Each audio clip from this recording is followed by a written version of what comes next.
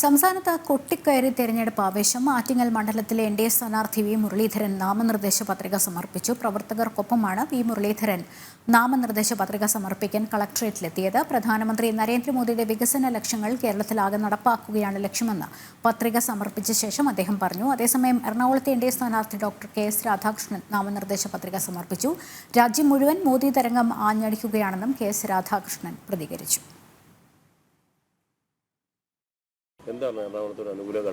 എറണാകുളത്തല്ല, India മുഴുവൻ ഒരു മോദി തരംഗ ആഞ്ഞടിക്കല്ലേ? നിങ്ങൾ എന്താ അത് കാണാത്തത്? ഇന്ത്യ മുഴുവനും ഒരു മോദി തരംഗ ആഞ്ഞടിക്കുന്നു. അത് കേരളത്തിൽ മാത്രം ഉണ്ടാകില്ല എന്ന് നിങ്ങളുടെ വിശ്വാസമാണ്. ഞങ്ങൾക്ക് ആ വിശ്വാസമില്ല.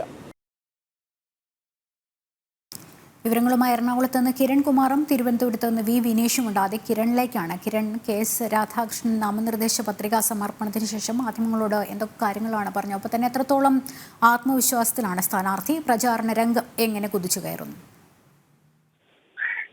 ലക്ഷ്മി, ജയത്തെ കുറഞ്ഞ മറ്റൊന്നും താൻ പ്രതീക്ഷിക്കുന്നില്ല എന്നുള്ളൊരു കാര്യമാണ് എറണാകുളത്തെ എൻ.ഡി.എ സ്ഥാനാർത്ഥി കെ.എസ്. രാധാകൃഷ്ണൻ വ്യക്തമാക്കിയത്. ഇന്ന് ഇദ്ദേഹത്തെ നാമനിർദ്ദേശ പത്രിക സമർപ്പിച്ചതിന് ശേഷം മാധ്യമങ്ങളോട് സംസാരിക്കുകയായിരുന്നു കെ.എസ്. രാധാകൃഷ്ണൻ.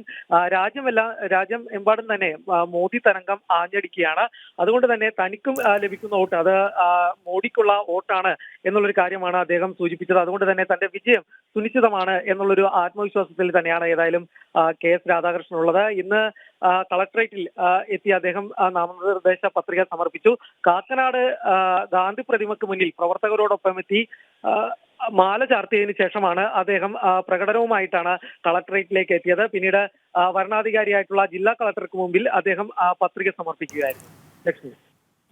തിരുവനന്തപുരത്ത് നിന്ന് വി വിനീഷുമുണ്ട്. വിനീഷ്, പ്രവർത്തകർക്കൊപ്പം നേതാക്കൾക്കൊപ്പമാണ് വി മുരളീധരൻ നാമനിർദ്ദേശ പത്രിക സമർപ്പണത്തിന് വരണാധികാരിയുടെ മുൻപായി എത്തിയത്. അദ്ദേഹം പത്രികാ സമർപ്പണത്തിന് ശേഷം എന്തെല്ലാം കാര്യങ്ങൾ പറഞ്ഞു? ഒപ്പം തന്നെ പ്രചാരണ രംഗത്തെ വിശേഷങ്ങൾ എന്തൊക്കെയാണ് സ്ഥാനാർത്ഥിയുടെ?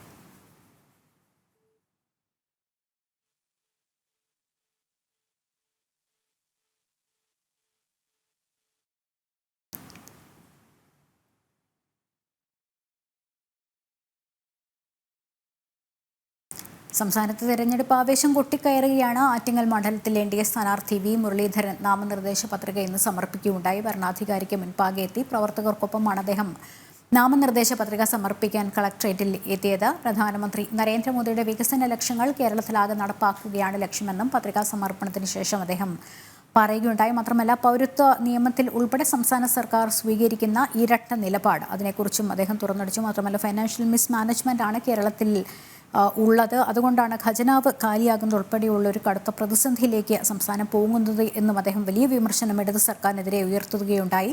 വിവരങ്ങൾ നൽകാൻ വി വിനീഷുണ്ട്. വിനീഷ്, നാമനിർദ്ദേശ പത്രികാ സമർപ്പണത്തിന് ശേഷം വി മുരളീധരൻ എന്തൊക്കെ കാര്യങ്ങൾ മാധ്യമങ്ങളോട് പറഞ്ഞു? ഒപ്പം തന്നെ എത്രത്തോളം ആത്മവിശ്വാസത്തിലാണ് സ്ഥാനാർത്ഥികൾ? ഒപ്പം തന്നെ എത്രത്തോളം ആവേശത്തിലാണ് അണികളും? പ്രചാരണ രംഗത്തെ വിശേഷങ്ങളും എന്തൊക്കെയാണ്?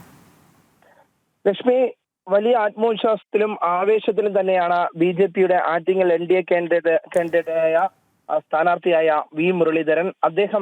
അദ്ദേഹത്തെ ഇന്ന് ആഘോഷപൂർണമായി തന്നെയാണ് കളക്ടറേറ്റിലേക്ക് പ്രവർത്തകർ എത്തിച്ചത്. അതിനുശേഷമാണ് അദ്ദേഹം 11:30 മണിയോടുകൂടിയാണ് നാമനിർദ്ദേശ പത്രിക അദ്ദേഹം സമർപ്പിച്ചത്. തുടർന്ന് മാധ്യമങ്ങളെ കണ്ട വി മുരളീധരൻ സംസ്ഥാന സർക്കാരിനെതിരെ, പിണറായി സർക്കാരിനെതിരെ രൂക്ഷ വിമർശനമാണ് ഉന്നയിച്ചത്. പ്രധാനമായും അദ്ദേഹം ഉന്നയിച്ചത് ജനങ്ങളെ പിച്ചച്ചട്ടി എടുപ്പിക്കുന്നതിനുള്ള PhD പഠനമാണ് പിണറായി സർക്കാർ നടത്തുന്നത് എന്ന തരത്തിലുള്ള ഒരു ആരോപണമായിരുന്നു അദ്ദേഹം പ്രധാനമായും ഉന്നയിച്ചത്. സംസ്ഥാനത്ത് നിലവിലെ സാഹചര്യത്തിൽ ജനങ്ങൾക്ക് ശമ്പളം നൽകാനും ഒപ്പം തന്നെ പെൻഷൻ നൽകാനും സാമ്പത്തിക സ്ഥിതി ഇല്ലാത്ത ഒരു സാഹചര്യത്തിലേക്കാണ് കേരളം നീങ്ങുന്നത് എന്ന തരത്തിലുള്ള ഒരു ആക്ഷേപമാണ് അദ്ദേഹം ഉന്നയിച്ചത്. പ്രത്യേകിച്ച് കേരളത്തിന്റെ സാമ്പത്തിക കാര്യങ്ങൾ കൈകാര്യം ചെയ്യുന്നതിൽ സംസ്ഥാന സർക്കാർ പൂർണ്ണമായും തന്നെ പരാജയപ്പെട്ടിരിക്കുന്നു എന്ന ഒരു നിലപാട് തന്നെയാണ് അദ്ദേഹം പ്രധാനമായും ഉയർത്തുന്നത്. കേരളത്തെ കടക്കണിയിലേക്ക് തള്ളിവിട്ടത് ഈ രണ്ട് കാലഘട്ടത്തിലെ പിണറായി സർക്കാരിന്റെ കാലഘട്ടമാണ്. അത് തന്നെയാണ് ഇപ്പോൾ സംസ്ഥാനത്തെ ഏറ്റവും വലിയ പ്രതിസന്ധിയിലേക്ക് എത്തിച്ചിരിക്കുന്നത്. ധനകാര്യ മാനേജ്മെന്റ് കൃത്യമായി നടത്താൻ പിണറായി സർക്കാരിന് സാധിച്ചിട്ടില്ല എന്ന ഒരു ആക്ഷേപം തന്നെയാണ് വി മുരളീധരൻ മുന്നോട്ട് വെച്ചത്. ഒപ്പം കേന്ദ്ര സർക്കാരിനെതിരെ വിമർശനം ഉയർത്തുന്ന പിണറായി സർക്കാർ പ്രധാനമായും ചെയ്യുന്നത് രാഷ്ട്രീയമായ ആരോപണം മാത്രമാണ്. സംസ്ഥാനത്തിന് 1 രൂപ പോലും കേന്ദ്ര സർക്കാർ നൽകാനില്ല.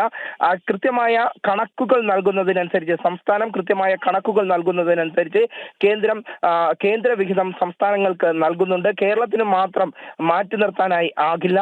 പക്ഷേ കേരളം കൃത്യമായ കണക്കുകൾ പല ഘട്ടങ്ങളിലും നൽകാത്ത സാഹചര്യമുണ്ടെന്നും അദ്ദേഹം ആക്ഷേപം ഉന്നയിച്ചു. അതുകൊണ്ടാണ് ചില ഘട്ടങ്ങളിൽ കേരളത്തിന് പണം ലഭിക്കാതിരുന്നത്. അതേസമയം തന്നെ എല്ലാ കൃത്യമായ ഫണ്ട് വിഹിതങ്ങൾ, കേന്ദ്ര വിഹിതങ്ങൾ കൃത്യമായി തന്നെ പദ്ധതി വിഹിതങ്ങളിലാണ് താമസം വരുന്നതെങ്കിൽ പോലും കേന്ദ്ര വിഹിതങ്ങൾ കൃത്യമായി തന്നെ സംസ്ഥാനങ്ങൾക്ക് ലഭിക്കുന്നുണ്ട്. പിണറായി സർക്കാർ കള്ളപ്രചരണം നടത്താനുള്ള ശ്രമമാണ് സംസ്ഥാനത്ത് നടത്തുന്നത്. ജനങ്ങളെ കടക്കണിയിലേക്കും പട്ടിണിയിലേക്കും തള്ളിവിടാനാണ് പിണറായി സർക്കാരിന്റെ സാമ്പത്തിക മാനേജ്മെന്റ് സമ്പ്രദായം ഇപ്പോൾ സംസ്ഥാനത്ത് നടപ്പിലാക്കുന്നത് എന്ന ആക്ഷേപം തന്നെയാണ് വി മുരളീധരൻ പ്രധാനമായും ഉന്നയിച്ചിരിക്കുന്നത്. വിനീഷാണ് വിവരങ്ങൾ നൽകിയത്.